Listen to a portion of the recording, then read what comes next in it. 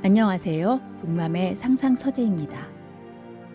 긴장성 근육통 증후군이라는 새로운 진단 개념을 이용하여 수술과 약물, 물리치료에 의존하지 않고 수천 명의 통증 환자를 성공적으로 치료한 존 사노 박사님의 통증 혁명을 읽어보도록 하겠습니다. 저를 포함한 현대인들이 어깨 결림, 허리 통증 등으로 고생하는 경우가 많은데요. 무의식 깊숙한 곳에 자리 잡고 있는 부정적 감정들을 이해함으로써 통증 없는 더 나은 삶을 살아가길 기대해 봅니다. 좋아요, 구독, 알림 설정은 저희가 성장하는데 큰 힘이 됩니다. 저자의 말. 이 책은 1984년 출간된 통증을 이기는 마음의 힘의 후속작이다. 그 책에서 나는 TMS, 즉 긴장성 근육통 증후군이라는 질환에 대해 이야기했다.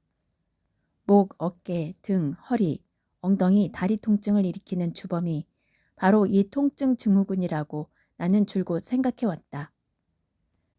첫 책이 출간된 이후 나는 TMS의 진단과 치료 개념을 더욱 가다듬어 왔다. 이 책은 그 결과물이다. 최근 수십 년 동안 이러한 통증 증후군은 심각한 문제로 떠올랐다. 전체 성인의 80% 이상이 평생 한 번 이상은 통증으로 고생한다는 통계가 있다. 포브스지 1986년 8월 기사에 의하면 유행병처럼 번지는 각종 통증 때문에 한 해에 무려 560억 달러에 이르는 비용이 지출되고 있다고 한다. 이제 통증은 직장 생활을 방해하는 질환으로 1순위를 차지하고 있으며 감기 다음으로 병원을 찾는 흔한 질환이 되었다. 그런데 이처럼 통증이 유행병처럼 번진 것은 불과 지난 30년 동안의 일이다. 그 이유는 무엇일까? 인류의 수백만 년 진화 과정에서 인간의 허리가 최근 몇십 년 동안 갑자기 약해졌다는 말인가? 왜 그토록 허리를 다쳤다는 사람이 많은가? 그리고 늘어나는 통증 환자에도 불구하고 의료계는 통증에 대해 왜 그토록 무력한가? 나는 이 책을 통해 이런 질문들에 대한 답을 하려고 한다. 나의 기본적인 주장은 의학계가 다른 모든 유행병과 마찬가지로 통증에 대해서도 그 본질을 제대로 밝히지 못하고 있고 따라서 잘못된 진단을 내려왔다는 것이다. 흑사병이 창궐할 당시에도 의학계는 박테리아나 전염병에 대해 알지 못했다. 의학이 고도로 발달한 오늘날에 통증처럼 흔한 질환의 원인을 제대로 규명하지 못하고 있다는 사실은 믿기 어렵지만 의사나 연구자들도 전지전능한 신은 아니기에 잘못된 의학적 편견에 계속 사로잡혀 있을 수 있다는 것이다. 여기서 잘못된 편견이란 이처럼 흔한 통증 증후군의 원인이 척추 구조의 이상이나 근육의 화학적, 기계적인 결함 때문이라고 생각하는 것을 말한다. 또한 감정과 신체의 변화는 전혀 별개의 것이라는 기존 의학의 생각도 무시하지 못할 편견으로 작용한다. 그러나 TMS에 대한 진단 경험 결과 내 의견은 이 두 가지 편견과 상충한다. 허리, 목의 통증은 비록 고통스럽기는 해도 인체에 해가 없는 신체 조직의 생리적 이상이며 주로 심리적이고 정서적인 문제 때문에 발생한다는 것이 내 기본적인 생각이다. 내가 이 문제의 중요성에 대해 인식하게 된 것은 1965년 뉴욕 의과대학 부설 하워드 러스크 재활의학연구소에 외래 담당 의사로 부임하게 되면서부터였다. 나는 당시 목, 어깨, 허리, 엉덩이 통증을 호소하는 환자들을 많이 접하게 되었다. 당시까지 내가 배운 의학적 지식에 따르면 통증은 척추나 관절, 디스크 구조에 이상이 있거나 잘못된 자세, 운동 부족, 운동 과잉 때문에 발생하는 것이었다. 그리고 팔, 다리의 통증은 주로 신경이 눌리기 때문이라고 배웠다. 그러나 환자들을 진료하다 보니 신체 구조의 이상으로 인해 통증이 생긴다는 것은 전혀 근거 없는 것임을 알게 되었다. 신체 구조적 진단에 근거한 주사나 초음파 온열 치료, 마사지, 운동 등의 치료법이 정확히 어떤 효과를 내는지 아무도 알지 못하고 있고 단지 몇몇 경우에만 통증을 완화시키는 효과가 있었을 뿐이다. 배나 허리 근육을 강화하면 척추가 강해져 통증을 예방할 수 있다는 말도 있었다. 실제 환자들을 상대로 치료한 결과 통증의 유형과 신체 검사 결과는 서로 앞뒤가 맞지 않았다. 예를 들어 척추의 퇴행 때문이라고 생각했던 통증이 척추와 전혀 상관없는 신체 부위에서 나타나고는 했던 것이다. 그리고 디스크는 왼쪽으로 탈출되었지만 통증은 오른쪽 다리에서 느끼는 경우도 설명하기 어려웠다. 기존의 진단이 명확한 것인가에 대한 의문을 갖던 중 통증이 나타나는 신체 부위가 주로 목, 어깨, 등, 허리, 엉덩이 근육이라는 것을 알게 되었다. 그러나 더 중요한 발견은 이들 통증 환자 중 무려 88%가 긴장성 두통, 편두통, 속쓰림, 틈새 탈장, 위궤양, 대장염, 경련성 결장, 과민성 대장증후군, 건초열, 천식 등 정신적 긴장과 관련된 질환을 앓고 있다는 점이었다. 이들 증상도 TMS의 일종이라는 것이 내 생각이다. 환자들에게 TMS 진단을 내리고 그에 따른 처방을 했더니 놀랄만한 효과가 있었다. 그런 다음에야 어떤 환자가 치료 가능하고 어떤 환자는 치료할 수 없다는 것을 예측할 수 있게 되었다. 이로써 이 책에 제시된 뇌 진단과 치료 프로그램의 토대가 마련된 것이다. 먼저 밝혀둘 것은 이 책은 통증 치료에 대한 새로운 해법을 제시하는 것이 아니라는 점이다. TMS는 새로운 치료법이 아니다. 어디까지나 새로운 진단이다. 따라서 그 진단에 맞는 적절한 치료법을 따르면 된다. 다양한 감염증의 원인이 박테리아라는 것을 알고 그에 따라 세균을 막는 항생제를 개발한 것처럼 통증의 원인이 정서적 요소라면 이에 대한 적절한 대응책을 찾으면 된다. 나는 전통적인 통증 치료법에서 어떠한 일관성도 찾을 수 없었다. 그보다 환자들이 자신의 증상을 제대로 알게 하는 것이 가장 확실한 치료법이라는 것을 깨닫게 되었다. 아직 이 책을 읽지 않은 독자들에게는 엉터리처럼 들리겠지만 이 점은 책을 읽어나가면 보다 분명하게 드러날 것이다. 나의 진단법이 소위 말하는 전인적 의학에 속하는 것일까? 그러나 불행히도 요즘의 전인적 의학이라는 것은 과학과 유사과학, 미신 등이 뒤죽박죽 섞여 있는 것에 붙이는 이름에 다름 아니다. 정통의학에서 벗어난 것들은 무조건 전인적 의학이라는 명분을 달고 있다. 인간을 하나의 통합된 전제로서 다루는 것.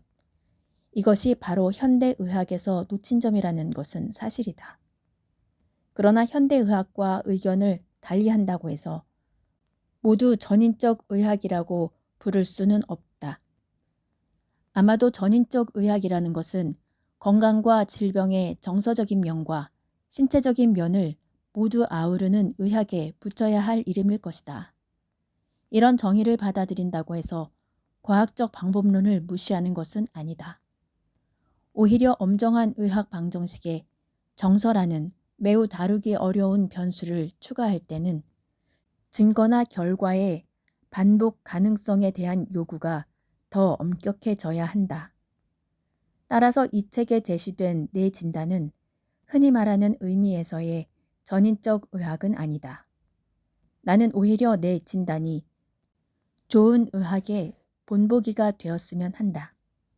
좋은 의학이란 관찰에 근거한 것으로 경험에 의해 증명될 수 있는 의학을 말한다. 통증을 비롯한 TMS가 정신적 긴장 때문에 생기는 것인데도 불구하고 기존 의학은 심리적 요소가 아닌 신체적 진단을 내려왔던 것이다. 전인적 의학을 몸과 마음의 상호작용을 고려하는 의학이라고 정의한다면 모든 의사들은 전인적 의학의 시술자가 되어야 한다고 생각한다. 건강, 질병과 관련하여 정서적 요소를 제외하는 것은 열등한 의학이며 열등한 과학이다.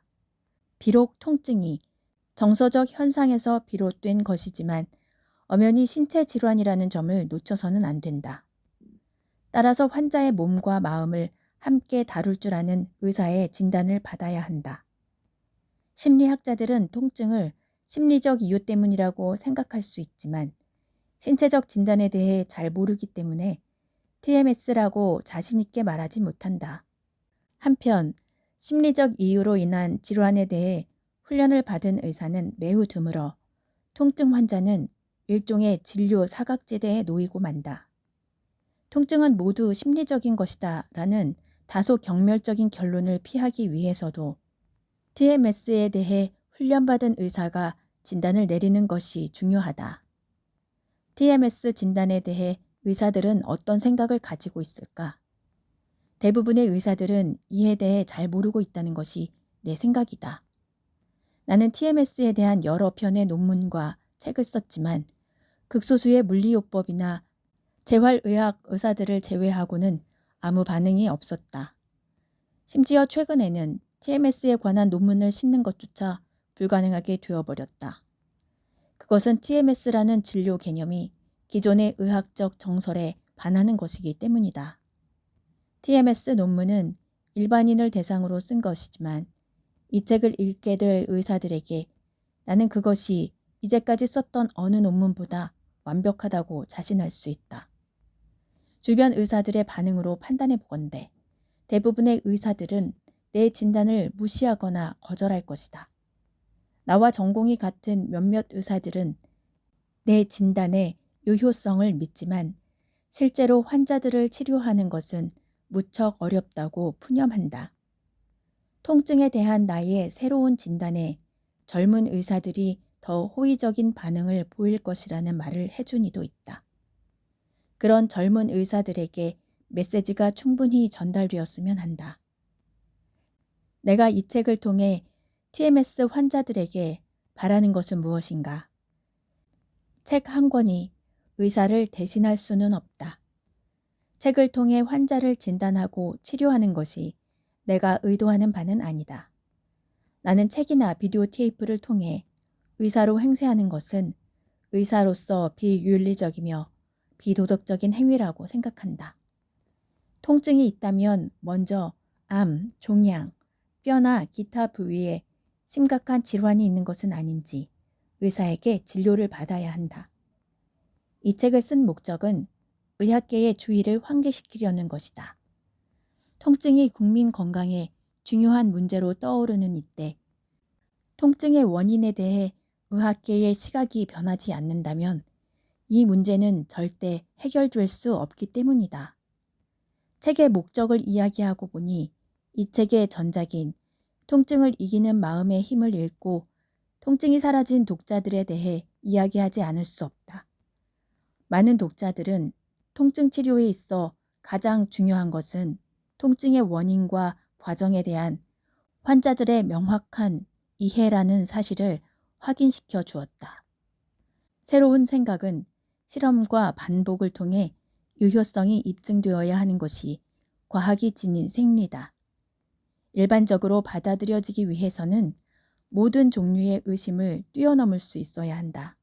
이 책에 제기된 나의 생각 역시 많은 연구자들의 검증을 거쳐야 할 것이다. 이런 과학적 의학의 맥락 속에서 동료들이 직접 검증해보고 틀린 것은 수정해 주기를 기꺼이 바란다. 다만 내 작업을 무작정 무시하지 말았으면 한다. 왜냐하면 통증은 이제 매우 심각한 문제로 다가오고 있으며 반드시 그 해결책을 모색해야 하기 때문이다. 통증의 심리학. 목이나 어깨, 등, 허리, 엉덩이 통증은 기계적인 수단으로 치유될 수 있는 문제가 아니다. 이것은 사람의 정서, 인격, 인생의 성공과 실패 등 심리적인 현상과 관련이 있다. 그렇다면 통증에 대한 지금까지의 접근법은 잘못되었다고 할 수 있다. 몸이라는 기계를 작동시키는 마음에 진짜 문제가 있는데도 전통의학에서는 통증을 몸이라는 기계에 초점을 맞추어 진단을 내렸다. 심리적인 현상이 어떻게 신체 통증을 일으킬 수 있는지 설명하기 전에 몇 가지 용어를 정확하게 이해하고 넘어가자. 긴장. 긴장이라는 말은 널리 쓰이지만 사람에 따라 다른 의미로 해석된다. 나는 논문과 책에서 통증을 TMS라고 표현했다. 이 책에서 긴장이라는 단어는 무의식에서 생겨나 상당 부분 그곳에 머물러 있는 감정들을 지칭한다. 이 감정들은 마음 각 요소들 간에 그리고 마음과 외부 세계와의 복잡한 상호작용의 결과다. 그들 중에는 불쾌하고 고통스럽고 당황스러운 감정도 많다. 어떤 면에서 우리 자신과 사회가 받아들이기 어려운 것들도 있다. 그래서 우리는 그것들을 억압하는데 불안, 분노, 열등감 등이 이에 속한다. 마음은 우리가 이런 감정을 경험하기를 원하지 않고 또 외부 세계가 그것을 알아보는 것을 달가워하지 않기 때문에 그것들을 억압한다. 의식적인 선택이 가능하다면 우리는 나쁜 감정들을 어떻게든 처리하려고 할 것이다. 하지만 인간의 마음은 그런 부정적인 감정들을 즉시 억압하게 되어 있다. 이 책에서 긴장이라는 단어는 억압되고 인정할 수 없는 감정들을 지칭한다. 스트레스. 스트레스는 흔히 긴장과 혼동되기도 하는데 정서적으로 부정적인 것들을 모두 스트레스라고 한다. 나는 사람의 마음을 어떤 식으로든 시험하고 조이고 압박을 가하는 모든 요소, 영향, 상황을 스트레스라 부르려고 한다. 인간은 신체적으로나 정서적으로 스트레스를 받는다. 과도한 온기나 냉기는 신체적 스트레스 요인이고 짜증나는 회사 일이나 가정 문제 등은 정서적 스트레스 요인이다. TMS에 동반되는 스트레스는 부정적인 감정을 억압하는 결과로 나타난다. 스트레스가 신체에 어떤 영향을 미치는가에 관해서는 20세기 의학에 크게 공헌한 한스 셀리에의 연구를 참조해보자. 그는 신체에 관련된 모든 요구에 대한 신체의 불특정한 반응을 생물학적 스트레스라고 정의 내렸다. 스트레스는 한 개인의 외부적인 것도 내부적인 것도 될 수 있다. 외부 스트레스에는 직장, 돈, 질병, 전직, 이사, 자녀 문제, 노부모 문제 등이 있다. 그러나 긴장을 일으키는 데 있어서는 내부 스트레스가 더 중요하다. 내부 스트레스에는 양심, 완벽주의, 남보다 뛰어나려는 생각 등이 있다. 사람들은 흔히 일 때문에 스트레스를 받고 그로 인해 긴장이 생긴다고 말한다. 그러나 만약 일을 하는 데 있어 양심적이지 않다거나 성공하기 위해 그다지 많이 애쓰지 않는다면 긴장은 생기지 않을 것이다. 쉽게 긴장하는 사람은 대단히 경쟁적이고 나보다 뛰어나려는 의지가 강하다. 그들은 대개 자신에 대해 타인의 평가보다 훨씬 비판적이다. 이런 성격을 가진 주부도 직장인과 마찬가지로 스스로에게 스트레스를 준다. 일이 아닌 가족에 초점을 둔다는 점이 다를 뿐이다. 주부는 아이들, 남편, 부모에 대해 걱정한다. 가족 구성원 모두에게 자신이 해줄 수 있는 최선의 것을 해주려고 하며 그것을 위해서 모든 능력을 동원한다. 모든 사람이 자신을 좋아해야 하고 한 명이라도 자신에게 언짢은 기색을 보이면 당황해한다. 남을 기쁘게 해주려는 이런 강박관념은 여성에게만 나타나는 것은 아니다. 최근 한 중년 남성도 이런 감정을 경험했다고 고백했다. 이제 스트레스는 소위 말하는 정서 구조의 핵을 넘어 일상생활의 긴장과 더 중요하게는 한 인간의 성격이 결합된 개념으로 발전한다. 그리고 스트레스는 억압된 받아들일 수 없는 감정, 즉 긴장으로 발전한다. 이제 인간의 성격에 대해 좀 더 자세히 살펴보자. 의식. 당신이 알고 있는 당신의 성격은 의식적인 마음이다.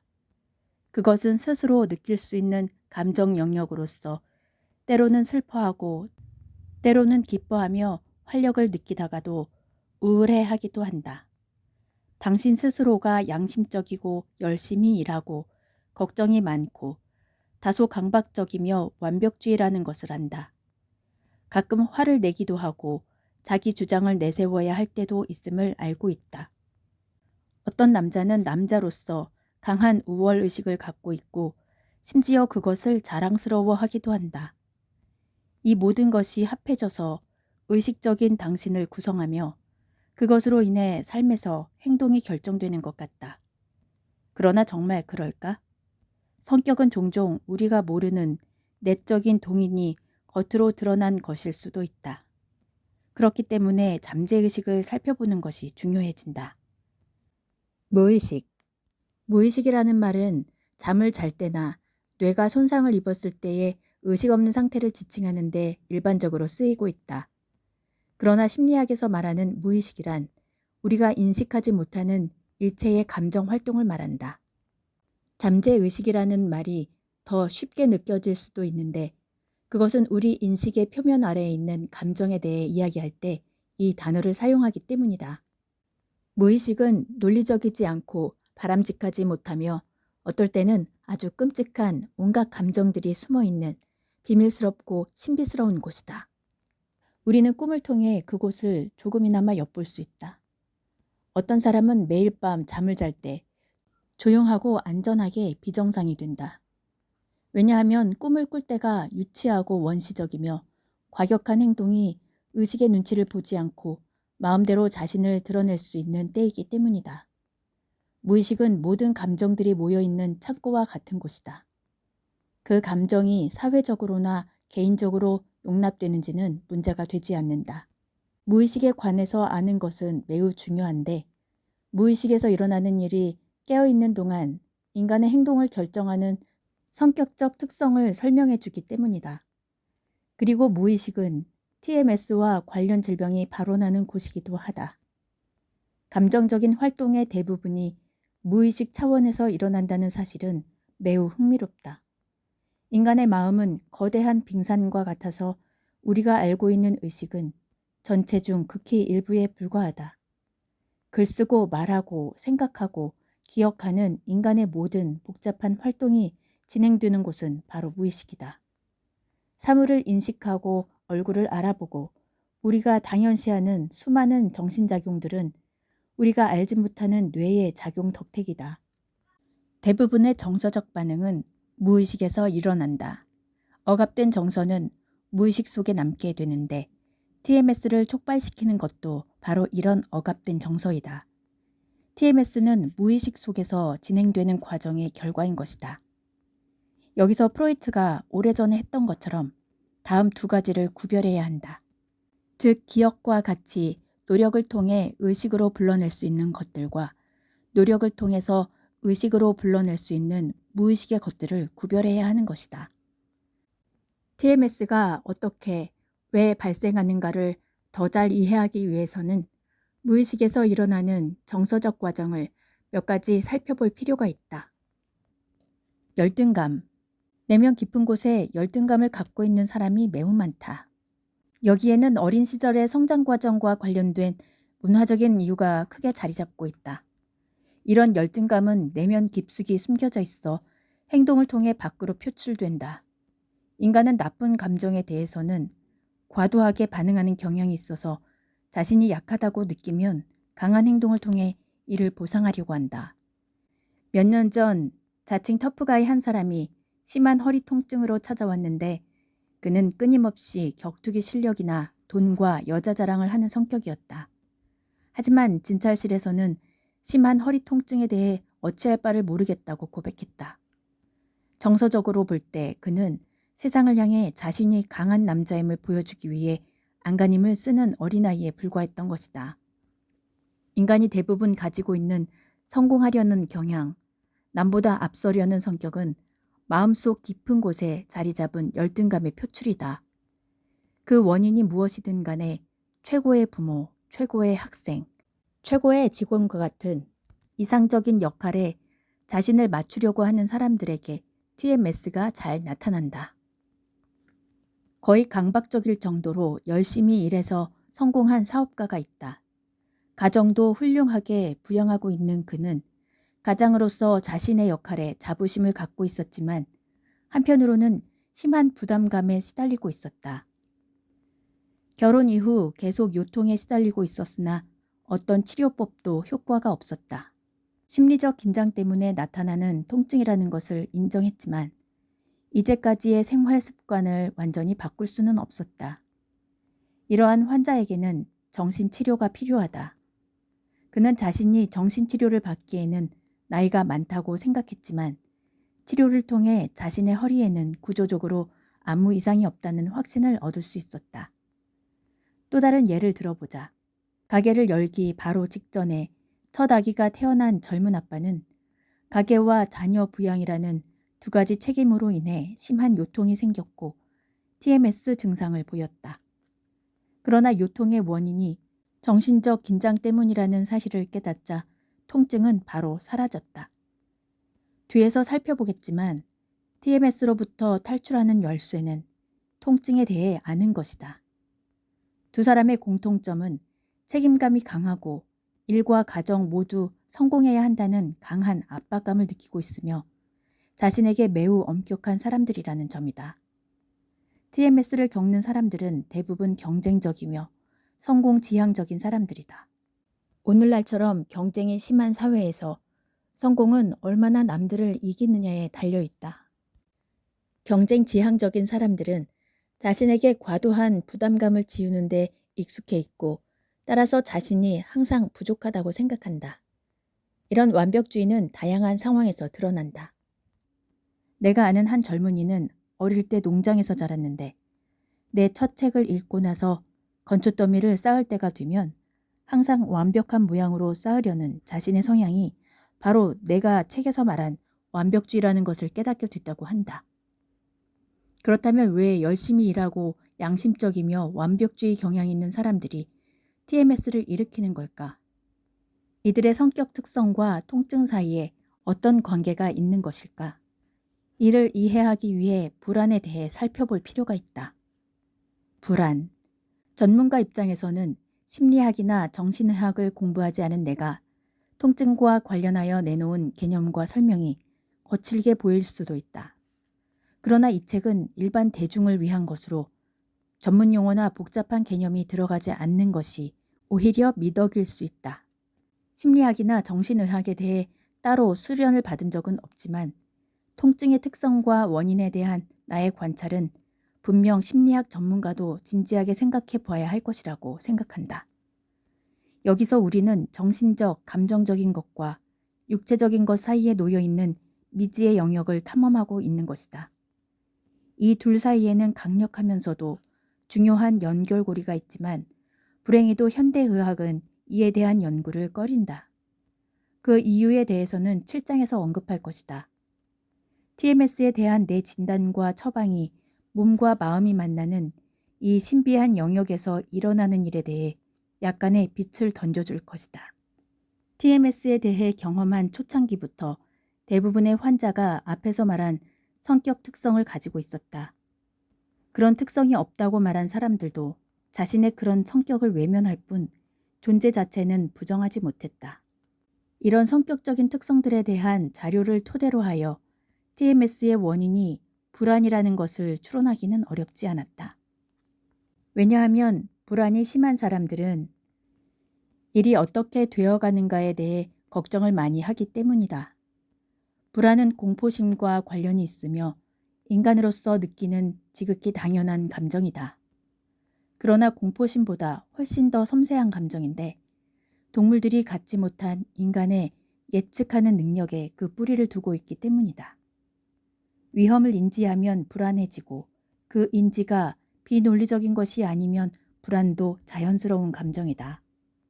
그러나 유난히 불안해하는 사람은 위험이 없는 상황에서도 위험하다고 생각한다. 이것은 인간이라는 동물이 가진 본능이다. 그러나 인간은 이러한 불안을 잘 인식하지 못하는데 그것은 불안이 대부분 무의식의 산물이며 억압이라는 기제를 통해 무의식 속에 안전하게 보관되기 때문이다. 이런 감정들은 불쾌하고 당황스럽고 때로 고통스럽다. 따라서 그것들을 의식하지 않으려 하고 그것이 바로 억압이라는 기제가 작동하게 되는 이유다. 다시 한번 말하지만 TMS의 목적은 억압이 좀 더 잘 작동하도록 하는 것이다. 나르시시즘. 앞에서 열등감에 대해 이야기했는데 열등감 못지않게 인간 깊숙이 뿌리 박혀 있는 감정이 나르시시즘이라고 불리는 자기 연민이다. 나르시시즘이란 지나칠 정도로 자신을 사랑하는, 즉 자기 중심적인 성향을 말한다. 미국 사회의 발전 양상을 살펴보면 우리보다는 나를 더 중요시하는 사람들을 양산해 왔다고 할 수 있다. 그러나 인디언들의 언어에는 나라는 단어가 없다. 그들은 강한 공동체 의식을 갖고 있으며 개인보다 더 큰 무엇인가에 대한 소속의식이 강하다. 이와 대조적으로 현대 미국인들은 개인주의를 신봉하며 무엇이든 혼자 힘으로 해내는 사람을 숭배하는 성향이 있다. 그러나 이런 성향 이면에는 너무 자신에게 매몰되어 자칫 탐욕으로 발전하는 경우도 있다. 기업체나 정부의 유명인사가 저지른 부정에 대해 우리는 충격을 받지만 이것이 오늘날 만연한 자기애적 성향의 연장이라고 생각하면 그리 놀랄 일도 아닌 것이다. 분노. 나르시시즘은 누구에게나 어느 정도는 존재한다. 그러나 자기애가 너무 강하면 문제가 되는데 왜냐하면 자기애가 강하다는 것은 자기에게 정당한 대접을 해주지 않는다고 생각되는 사람들과 접촉하면서 쉽게 상처받는다는 것을 의미하기 때문이다. 그 결과 분노가 생겨나는데 자기애가 강한 사람은 언제나 분노를 일으키면서도 정작 본인은 그 사실을 알지 못한다. 왜냐하면 분노가 무의식 속에 억압되어 있기 때문이다. 여기에서 한 가지 역설이 존재한다. 한편으로는 열등감을 느끼면서도 다른 한편으로는 강한 자기애를 갖고 있기 때문에 정서적으로 마치 폭군처럼 행동하는 것이다. 그것은 우리가 익히 들어온 거지와 왕자 이야기를 연상시킨다. 거지와 왕자 그 둘은 실은 한 사람이다. 열등감과 자기애, 이 두 가지 상반된 감정은 동전의 양면과 같아 아주 이상한 듯 보이지만 실은 함께 존재할 수 있다. 인간의 마음은 대개 비슷하다. 서로 모순되는 감정과 성향들이 보관된 창고와 같다. 그리고 그 모순되는 감정과 성향은 대부분 우리가 전혀 인식하지 못하는 것들이다. 분노가 생겨나는 이유는 또 있다. 걱정되는 일이 생기면 이에 대해 연쇄적으로 화를 내게 된다. 일이 잘 되기를 바라고 어떻게든 잘해보려고 하지만 골치 아픈 일에 대해 사실은 분노를 만들고 있는 것이다. 분노와 불안은 대개 일과 관련되어 나타나는 경우가 많지만 인간관계도 이와 같은 억압된 감정들을 많이 만들어낼 수 있다. 가족 간의 문제는 워낙 미묘해서 종종 잘 드러나지 않지만 심각한 문제가 되기도 한다. 고아원에서 자란 40대 후반의 여성이 있다. 그녀는 학교 교육을 제대로 받지 못한 채 일찍 결혼했다. 그리고 결혼 후에는 오직 가정만 돌보아 왔다. 그녀는 똑똑했고 능력과 열정도 있었기 때문에 가정을 무척 훌륭하게 꾸려왔다. 그러던 중 갑자기 어릴 때 학교를 다니지 못해 읽고 쓰는 법을 배우지 못했다는 사실과 자동차 운전을 하지 못한다는 것, 그리고 가정에 너무 얽매여 있어 소중한 경험들을 놓쳐버릴 수밖에 없었다는 사실에 대해 화가 나기 시작했다. 그녀는 자신이 이처럼 화를 내고 있다는 사실을 그동안 전혀 알지 못했고 그 결과 오랫동안 허리 통증으로 고생해야 했다. 심지어 수술까지 받았지만 성공하지 못했다. 나를 찾아왔을 때는 통증이 심해 이미 정상적인 활동이 거의 불가능한 상태였다. 그러나 TMS 치료 프로그램과 정신치료를 통해 그동안 억눌려왔던 분노에 대해 인식하게 되자 통증도 서서히 사라져 갔다. 치료 과정에서 그녀는 심리적으로 상처를 전혀 받지 않은 것은 아니다. 다른 무엇보다 가족과 친구로부터 외면당한다는 두려움과 그동안 익숙해진 태도 때문에 힘들어했다. 그러나 통증의 무기력한 희생자가 되는 것보다는 훨씬 나은 선택이었다. 분노는 부모나 배우자 혹은 자녀와 같이 가까운 이들 때문에 생기기도 한다. 그들을 사랑하지만 오히려 그 때문에 심리적 부담을 갖게 되고 분노가 내면에 쌓이게 된다. 나이든 부모님이나 말 못하는 갓난아이에게 어떻게 화를 낼 수 있겠는가? 이를 보여주는 사례가 있다. 40대의 남성이 주말을 이용해 다른 도시에 살고 있는 부모를 찾아뵈러 갔는데 주말이 끝나기도 전에 허리 통증이 재발했다. 1년 전 TMS 치료 프로그램을 성공적으로 마친 후 처음 일어난 통증이었다. 통증이 재발된 이유는 무의식적으로 어떤 부담을 느끼고 있기 때문이라고 내가 지적하자 그는 주말을 부모님과 무척 즐겁게 보냈다고 했다. 그러나 곧이어 소심한 성격의 어머니에게 신경을 쓰는데 거의 모든 시간을 보내야 했고 사실 부모님이 부담된다고 털어놓았다. 그러나 그는 착한 성격이어서 어쩔 수 없이 이어지는 분노가 완전히 억압되어 요통이 재발한 것이다. 분노가 통증으로 일어나는 이유에 대해서는 조금 뒤 설명할 것이다. 잠을 잘 자지 않는 아이 아빠에 대한 사례도 있다. 아이 때문에 아이 아빠는 잠을 이루지 못했고 아내 역시 하루 종일 아이에게 매달려 있어야 했다. 예전 같으면 휴식을 취했을 시간에 아이를 돌봐야 했고 사람 만나는 일도 예전처럼 자유롭게 할 수 없었다. 꿈 같은 신혼생활은 사라지고 아주 고된 일상으로 변해버렸다. 남편은 아이에게 화가 났고 아내도 신경을 써주지 못하는 남편에 대해 화가 나 있었다. 그러자 남편의 허리 통증이 발생했다. 설상가상으로 남편은 가정부 노릇도 해야 했다. 하지만 본인은 자신의 이런 감정에 대해 전혀 알지 못했다. 분노는 무의식 깊숙한 곳에 자리 잡고 있었다. 그리고 그런 부정적인 감정이 무의식을 벗어나지 못하게 하기 위해 통증, 즉 TMS가 발생한 것이다. 이 사례의 통증에 대해 전혀 다른 해석을 내놓는 심리학자와 의사도 많이 있다. 그들은 통증이 아이를 들어 올리거나 잠을 제대로 못 잤기 때문에 생기는 것이라고 말한다. 그리고 아이에 대한 아버지의 역할에서 벗어나려고 애쓰기 때문에 전제한다는 점인데 우리는 통증의 신체 구조 원인론을 여전히 지지할 수 없다. 아이 아빠는 고등학교와 대학교 때 축구 선수였던 것이다. 또 다른 문제점은 이 이론이 대수롭지 않거나 전혀 존재하지 않는 감정을 지나치게 강조하고 있다는 점이다. 바로 통증을 통해 무엇인가 이득을 얻는다고 하는 것이다. 그러나 행동 심리학자들은 이 이론을 좋아하는데 왜냐하면 통증을 유발하지 않는 행동에 대해서는 보상을 해주고 통증을 유발하는 행동은 벌 주기만 하면 통증은 사라진다고 아주 간단하게 생각하기 때문이다. 분노나 불안과 같은 복잡한 무의식의 감정을 끌어들이지 않아도 좋은 것이다. 몇 년 전 내가 TMS에 대해 알지 못했을 때 이 방법을 사용해 보았으나 전혀 효과를 보지 못했다. 그도 당연한 것이 진단 자체가 잘못되었던 것이다. 가족 관계는 어떤 것이든 심리적 부담을 안겨줄 수 있다. 원인 모를 통증인 TMS가 있다면 가족 관계 때문에 특별히 스트레스를 받고 있지 않은지 확인해 봐야 한다.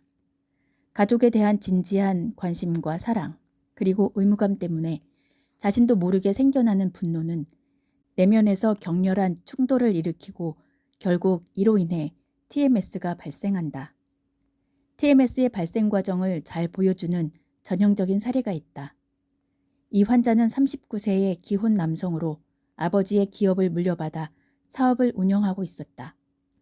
하지만 사업을 물려준 후에도 아버지는 여전히 정력적으로 사업에 관여했다. 이 때문에 스트레스를 받은 그는 그런 자신에 대해 죄책감을 느꼈다. 통증은 2년 반 전에 시작되었고 나의 첫 책, 통증을 이기는 마음의 힘을 읽은 후에도 계속되었다. 그는 그 책을 엉터리라고 생각했다. 통증을 없애기 위해 수많은 의사를 찾아다니고 온갖 치료를 다 해보았지만 아무런 효과도 없었다. 2년 넘게 통증으로 고생한 그는 통증 때문에 신경이 온통 날카로워졌고 신체 활동도 거의 하지 못하는 지경에 이르렀다. 움직이는 것이 두려워 몸을 앞으로 숙이는 것조차 불가능해졌다. 그러던 중 우연히 그 책을 다시 읽게 되었고 믿을 수 없다는 듯이 그 책이 전혀 새롭게 다가왔어요. 라고 말했다. 그의 말인즉 책의 내용이 전부 자기 이야기를 하고 있는 것처럼 느껴졌다는 것이다. 또한 수많은 의사를 만나고 검사를 받고 나서야 통증의 원인이 심리적인 것이었다는 사실을 인정할 수 있었다고 한다. 그는 당연히 TMS 치료 프로그램을 성공적으로 이수했고 통증도 사라졌다. 그와 상담하면서 나는 그가 통증에 대한 심리적 설명을 무척 잘 이해하는 사람이라는 것을 알 수 있었다. 그가 처음에 내 진단을 거부한 사실이 믿어지지 않을 정도였다. 이로 인해 깨달은 바가 있었다. 환자들은 대부분 아주 절망적인 상황에 이를 때까지 TMS 진단을 거부한다는 사실이다. 이 환자의 통증이 아버지와의 불편한 관계 때문이라는 것은 명백했다. 가족 관계로 인해 통증이 발생한다는 또 다른 좋은 사례가 있다. 2년 전 성공적으로 요통치료를 받은 한 여성이 나에게 전화를 걸어 이번에는 목, 어깨, 팔에 통증이 있다는 말을 했다. 내가 보기에 그것은 남편과 의붓딸에 관련된 심리적 갈등 때문임이 분명했다. 나는 그녀에게 새로 생긴 통증에 너무 개의치 말고 특별히 따로 치료를 받지 말라고 조언했다. 그러나 통증은 나아지기는커녕 더욱 심해졌고 양 어깨를 거의 움직이지 못할 지경에 이르렀다. 이는 목과 어깨에 나타나는 TMS의 전형적인 결과였다. 그러던 어느 날 그녀는 문제를 정면으로 바라보겠다고 결심하고 남편과 자신의 문제에 대해 솔직하게 이야기를 나누었다. 결과는 무척 놀라웠다. 남편과 딸의 얽힌 문제를 해결하자 통증이 눈 녹듯이 사라졌던 것이다. 그동안 그녀는 마음속 깊이 분노를 쌓아두고 있었다. 그 분노가 없어지지 않는 동안 통증 역시 사라지지 않았던 것이다. 무의식에서 일어나는 심리적 갈등은 주로 자기애적 충동에서 비롯된 감정과 요구, 그리고 성숙한 인격체로서 요구받는 현실적인 부분이 충돌하면서 생긴다. 저명한 정신분석학자이자 작가인 카렌 호니는 해야 하는 것들의 폭력이란 말로 이런 상황을 묘사하면서 애는 한 개인의 삶을 올가맬 수도 있다고 했다. 실제 환자들도 이런 의무감이 자신의 삶을 옥죄고 있다고 털어놓았다. 스스로가 완벽주의라는 사실을 인정하지 않았던 한 여성은 가족들이 어려움에 굴하지 않는 자신의 꿋꿋한 성격을 자랑스럽게 여긴다고 말해주었다. 그녀의 마음속에는 강인한 성격과 반대되는 유순하고 연약한 부분이 있어 무의식 속에서 상당한 갈등을 일으키고 있었다. 때로 사회적인 분위기 때문에 특정 방식의 행동을 강요받는 경우도 있다. 아주 매력적인 한 여성이 있었는데 그녀가 속한 종교단체에서는 6에서 8명의 자녀를 두는 것이 일반적인 관례였다. 그녀는 자신의 통증이 심리적 긴장 때문이라는 것을 인정했지만 여전히 통증은 가시지 않았고 도통 영문을 알 수 없었다. 나는 그녀에게 대가족을 책임져야 하는 부담감 때문에 스스로 화를 내고 있을지 모른다는 암시를 주었다. 아주 오랜 기간 동안 그녀는 이 사실을 부인했다. 자신은 전혀 화를 내지 않았다는 것이었다. 그렇지만 통증은 여전히 지속되었다. 나는 그녀에게 그것은 무의식에서 억압된 것이기 때문에 본인도 전혀 모를 수 있다는 사실을 지적해 주었다. 그런 다음 우리는 기다린 보람을 맛볼 수 있었다. 서서히 그녀는 자신의 내면 깊숙이 자리 잡은 억압된 분노를 눈치채기 시작했고 통증은 놀랄 만큼 완화되었다. TMS 환자를 많이 대하면 대할수록 분노의 역할이 얼마나 위력적인가에 대해 새삼 놀라고는 한다. 인간은 분노를 완벽하게 억압하는데 너무나 익숙해져 있기 때문에 분노가 존재한다는 사실조차 알지 못한다. 실제로 나는 통증이 진행되는 데는 불안보다 분노가 더 큰 역할을 하는 것이 아닌가 생각하게 되었다. 심지어 불안 자체는 억압된 분노에 대한 반응 중 하나에 불과할지 모른다는 데까지 생각이 미쳤다. 40대 중반의 한 남성은 공황 발작에 병력이 있었다. 공황 발작은 갑작스러운 불안이 일어나는 것을 말한다. 그를 진찰한 결과 나는 TMS라고 결론을 내리고 그것의 심리 기제에 대해 이야기를 나눈 후 불안보다 분노가 더 중요한 원인일지 모른다는 말을 했다. 그러자 그는 그것을 입증할 만한 사건을 떠올렸다. 언젠가 주위 사람에게 너무 화가 나서 싸움을 벌이려고 했는데 점잖지 못한 행동인 것 같아 꾹 참았다. 그러자 곧 공황 발작이 일어난 것이다. 그는 단순한 분노를 넘어 거의 격분 상태까지 이르렀고 이를 억압해야 한다는 생각 때문에 공황 발작을 일으켰던 것이다. 이것은 TMS와 관련된 신체 반응을 보여주는 좋은 사례이다. 그렇다면 억압이라는 현상에 대해 좀 더 살펴보기로 하자. 인간은 왜 자신의 감정을 억압하려 하는가? 억압. 15개월 된 아기의 응석을 잠재웠다며 자랑스럽게 이야기했던 한 엄마가 생각난다. 아기가 응석을 부릴 때면 아기 얼굴에 찬물을 튀기라는 주치의 말에 따랐더니 아기가 더 이상 응석을 부리지 않았다고 한다. 15개월이라는 어린 나이의 아기는 이미 억압의 기술을 배운 것이다. 아기는 분노가 원치 않는 결과를 가져온다는 사실을 알고는 분노를 억압하도록 조건화되었다. 그리고 평생토록 이 좋지 않은 습관을 지속시킬 것이다. 일상적으로 부딪히는 좌절이나 성가심 또는 화나는 일에 대해 이제 아이는 자동적으로 내면에 분노를 쌓아갈 것이고 이에 따라 TMS나 기타 신체 반응을 나타낼 것이다. 이 사례를 통해 분노를 억압하는 또 하나의 원인이 부모의 악의 없는 관심임을 알 수 있다. 부모의 관심은 분노를 억압하는 가장 흔한 이유일 것이다. 아이를 착한 사람으로 키우려는 부모는 아이가 성장한 후에 심리적인 어려움을 겪게 되는 상황을 본의 아니게 조성할 수도 있다. 곰곰이 생각해보면 분노를 억압하는 데는 다양한 이유가 있다.